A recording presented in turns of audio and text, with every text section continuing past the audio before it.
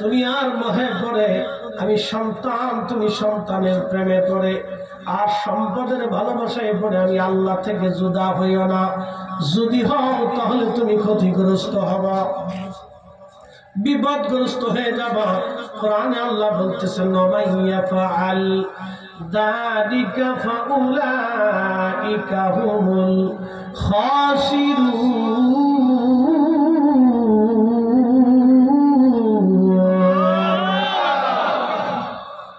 একদিন মাটির ভিতরে হবে ঘরে মন আমার, কেন বন্ধু দালাল ঘর মন আমার, কেন বন্ধু দালাল ঘর। কষ্ট হচ্ছে আপনাদের?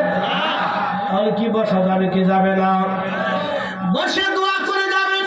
মা কবর থেকে চাতক পাখির মতো তাকানো, আমার ছেলেটা মাহফিলে গেছে, বুঝি ও আমার জন্য দোয়া করবে, কিন্তু ছেলে দোয়া না করে চলে গেল।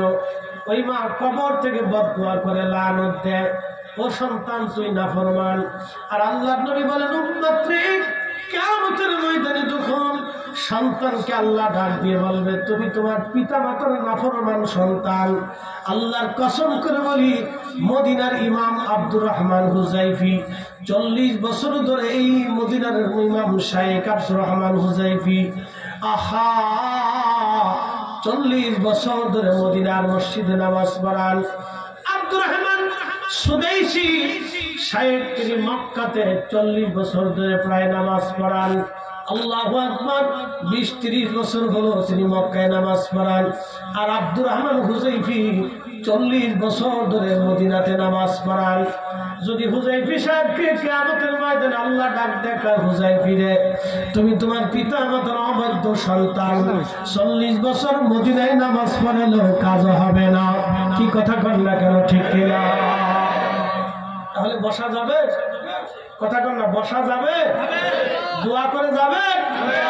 কেউ উঠবেন না, লড়াচড়া করবেন না, একটা লোক উঠবেন না। যদি উঠেন তাহলে আমি অপমান করবো। আগে যার চলে যাও, আপনাকে চলে যান এখনই সময়, এরপরে কিন্তু উঠতে পারবেন না, বসে থাকতে হবে। আমি লম্বা ওয়াজ করবো না, একবারে সারা রাত ধরছি যে একবারে ফজর পর্যন্ত ঠেকাবো তা কিন্তু না।